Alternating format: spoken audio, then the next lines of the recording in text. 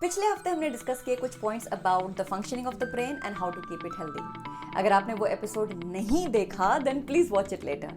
And in continuation to the last week, आज के episode में हम डिस्कस करेंगे कुछ ऐसी पावरफुल मेमोरी टेक्निक्स जो आपको आपके ड्रीम कॉलेज तक पहुंचने में, कोई ऐसी जॉब जिसमें आपको उम्मीद ही नजर नहीं आ रही उस जॉब में प्रमोशन दिलाने में, और आपके पार्टनर की जो शिकायत है ना कि तुम्हें तो कुछ याद नहीं रहता, उसे दूर करने में आपकी बहुत मदद करेगी। तो अगर बिना किसी एक्सपेंसिव ट्रेनिंग प्रोग्राम में एनरोल किए आप सीखना चाहते हैं मेमोरी इंप्रूवमेंट टेक्निक्स, तो आज का ये एपिसोड है आपके लिए। दोस्तों, मैं हूं Nidhi, welcome back to this channel. और आज के एपिसोड में भी हम बात करेंगे ऑथर जिम क्विक की किताब के बारे में जिसका नाम है limitless. Thank you chess puzzle, Neeta, Vikram, Shruti, Ram, Sadaf, Pragyan, Swapnil, Manish, Liyaq, last gaming, Saveen, Rehan, supreme, Uma, Raju and everyone for sending me your love and encouraging comments. आपके मैसेजेस पढ़कर मुझे लगता है कि मैं अकेली थोड़ी हूँ यार। I have an entire family to support me in this initiative and trust me, it's a great feeling. So please keep your love and feedback coming to me. For the rest of you, अगर आप इस channel पर पहली बार आए हैं या फिर आपने अभी तक इस चैनल को सब्सक्राइब नहीं किया है, then please visit our home page. मैं हर मंगलवार आप तक लेकर आती हूँ एक नई नॉन फिक्शन बुक की समरी।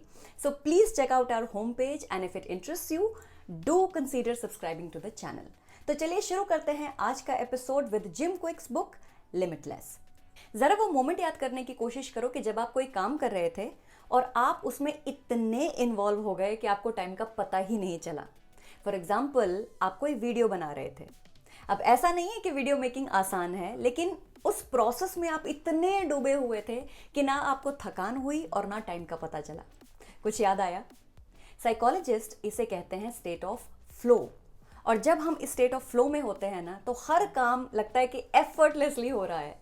इट फील्स गुड, एक सेंस ऑफ अचीवमेंट महसूस होता है, और प्रोडक्टिविटी का तो पूछो ही मत, it goes up to as high as 500%।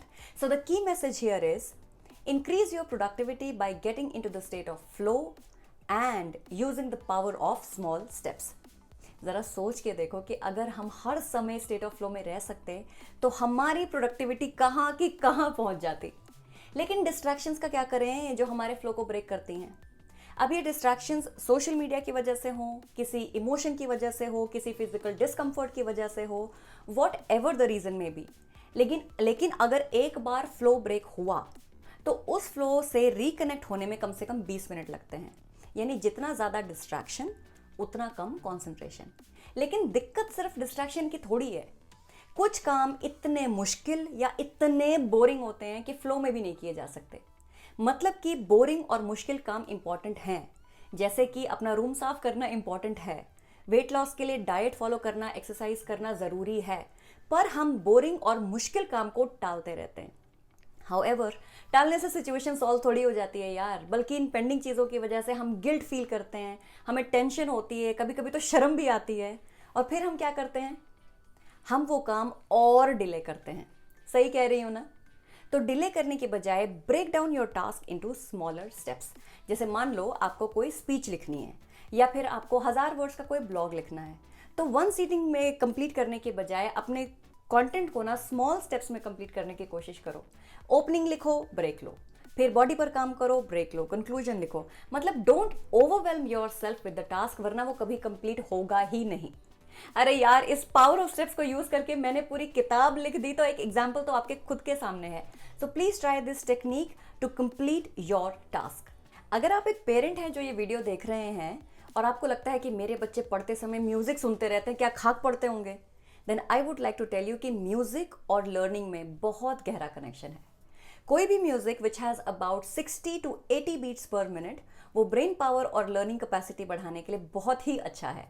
The key message here is use your study time efficiently. In fact fragrance यानी कि स्मेल का भी मेमोरी से बहुत गहरा कनेक्शन है। क्या कभी किसी मसाले की खुशबू आपको अपनी दादी के किचन में नहीं ले गई? हुआ है ना? तो अगली बार जब आप एग्जाम की तैयारी करो, किसी प्रेजेंटेशन की तैयारी करो, please try to use the power of music and fragrance. जैसे कि प्रिपरेशन से पहले आप कोई भी सूदिंग एसेंशियल ऑयल ना अपने हाथ पर रब करके तैयारी करो। फिर एग्जाम से पहले या फिर प्रेजेंटेशन से पहले जब आप सेम एसेंशियल ऑयल अपने हाथ पर लगाओगे तो आपके थॉट्स एक्टिवेट हो जाएंगे and it will help you remember what ever you prepared. Gym quick ने और भी टेक्निक सजेस्ट करी हैं टू लर्न, जैसे कि प्रिमेसी एंड रीसेंसी। जब हम कुछ याद करते हैं या याद करने की कोशिश करते हैं तो शुरू का पार्ट याद हो जाता है, एंड का भी याद हो जाता है, लेकिन जो बीच वाली इंफॉर्मेशन है वो याद नहीं होती। Correct? So according to this technique आप अपने लर्निंग मटेरियल को कुछ इस तरह से रीअरेंज करो कि जो इंपॉर्टेंट पॉइंट्स हैं या तो वो बिगिनिंग में आ जाएं और या फिर वो लास्ट में आए। अगली टेक्निक है पोमोडोरो टेक्निक, विच सेज कि आप जो भी याद कर रहे हो do it only for 25 minutes and then take a 5 minutes break. तो अगर आप 1 बजे पढ़ने बैठे तो 1 से 1:25 तक पढ़ो, फिर 5 मिनट का ब्रेक। रिज्यूम एट 1:30, वहाँ से 1:55 तक पढ़ो, फिर 5 मिनट का break. Then we have a technique called recall, जो आप पोमोडोरो से क्लब करके अपनी लर्निंग कैपेसिटी को कई गुना बढ़ा सकते हैं। एक्टिव रिकॉल का मतलब है कि जो आपने पढ़ा उसे आप ब्रेक में रिवाइज करने की कोशिश करो। तो जैसे आप कोई ऑनलाइन लर्निंग वीडियो देख रहे हो, so anywhere in between just pause the video and try to recall कि यार इस वीडियो में मैंने क्या सीखा, and try to write it down. भाई याद करने के लिए मेहनत करनी पड़ती है। मेमोरी टेक्निक्स का ये मतलब थोड़ी है कि आपने कोई मेमोरी पिल खा ली और आपको सब कुछ याद हो गया। सो हार्ड वर्क तो करना पड़ेगा, but these techniques are definitely going to empower you. Moving on to the next point, learning में कॉन्सेंट्रेशन का बहुत बड़ा रोल होता है, और कॉन्सेंट्रेशन एक मसल जैसी है जिसे आप जितना यूज करोगे वो उतनी स्ट्रांग बनेगी। Here we talk about visualization. The key message here is visualization techniques can help you increase your memory and concentration. लोग मानते हैं कि या तो उनकी मेमोरी अच्छी होती है या बुरी होती है, जबकि असलियत में मेमोरी या तो ट्रेंड होती है या फिर अनट्रेंड होती है। तो मेमोरी को ट्रेन कैसे किया जा सकता है? देखो, बेस्ट तरीका है कि आपको जो भी याद करना हो, वर्ड्स, नंबर्स या कुछ भी, उसे ना आप एक विजुअल इमेज से जोड़ दो। And please pay attention to this is really interesting. मान लो आपको 6 अलग अलग वर्ड्स याद करने हैं: fire hydrant, balloon, battery, barrel, board and diamond. तो आप रट्टा मार करके भी याद कर सकते हो, but soon you will forget it. लेकिन अगर आप इन वर्ड्स को यूज करके एक क्रेजी सी स्टोरी बना लो which becomes a visual for you, तो आप जब भी स्टोरी को याद करोगे ना, आपको ऑटोमेटिकली ये सारे के सारे वर्ड्स याद आ जाएंगे। And remembering a story is definitely far more easier than remembering words और नंबर्स। तो चलिए let's try it out and see कि ये टेक्निक काम करती है या नहीं। एक फायर हाइड्रेंट बलून से बंधा हुआ था, ऊपर की तरफ को उड़ रहा था, लेकिन कहीं से एक बड़ा सा बैरल आया जिसके अंदर बैटरीज थी, और वो बैटरीज ना बलून को फोड़ने लगी। जब मैंने पीछे मुड़ के देखा तो वो बैरल एक बोर्ड से लॉन्च हो रहा था और उस बोर्ड पर डायमंड लगे हुए थे। Did you see the power of the visual imagery? आप जब भी इस कहानी को याद करोगे आपको सारे वर्ड्स याद आ जाएंगे। Isn't this just amazing? Let's take another example. मान लो आप किसी इंपॉर्टेंट प्रेजेंटेशन की तैयारी कर रहे हो जिसमें 10 की पॉइंट्स हैं, और आप उन 10 पॉइंट्स को ऐसे याद करना चाहते हो कि everyone must feel impressed with your knowledge. आप कोई चीट शीट यूज नहीं करना चाहते, आप स्लाइड्स की तरफ भी नहीं देखना चाहते, आप इतनी स्ट्रांग प्रिपरेशन करना चाहते हो। उस सिचुएशन में भी visualisation techniques can be magical for you. सबसे पहले जो 10 पॉइंट्स आपको याद करने हैं ना, उनकी एक लिस्ट बना लो। फिर एक बड़ा सा रूम अपने दिमाग में इमेजिन करो और इन 10 पॉइंट्स को उस रूम में अलग अलग जगह रख दो। जैसे कि रूम में रखा lamp shade could be point number 1, flower pot could be point number 2. So allocate these 10 points to 10 different objects in the room and then take a walk through this room. जैसे जैसे in your mind आप एक point से दूसरे point की तरफ जाओगे ना, it will become super easy for you to remember the key points of your presentation. तो है ना कमाल की टेक्निक। अब बात करते हैं रीडिंग की। भाई पता भी है कि रीडिंग इंपॉर्टेंट है, फिर भी वी डोंट रीड। लोग घंटों घंटों टीवी देख लेंगे लेकिन उनके पास किताबें पढ़ने का टाइम नहीं होता। बट सक्सेस इन लाइफ और रीडिंग एबिलिटीज़ में बहुत गहरा कनेक्शन है, और ऐसा मैं नहीं कह रही हूँ, ये स्टडीज़ कहती हैं। जितना आप रीडिंग में अच्छे हो उतनी हाई पेइंग जॉब आपको मिलेगी, उतना ही आपके सक्सेस के चांसेस बढ़ेंगे। देखो, रीडिंग ब्रेन के लिए एक रिगरस वर्कआउट जैसा है जो एक बार में ब्रेन के कई मेंटल फंक्शंस को एक्टिवेट करती है। अगर आपने रीडिंग छोड़ दी मतलब कि आपने सीखना ही छोड़ दिया।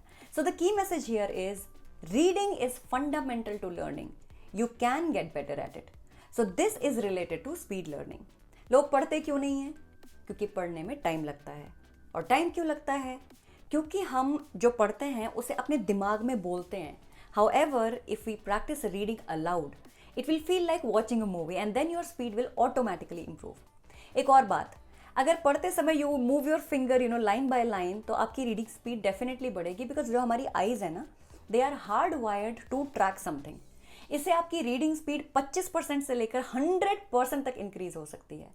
लेकिन कोई भी टेक्निक सिर्फ तब काम करेगी जब आप रीडिंग के लिए टाइम दोगे। तो प्लीज रीडिंग के लिए दिन में कम से कम 30 मिनट का टाइम निकालना शुरू कर दो, because this habit is certainly going to increase your brain power.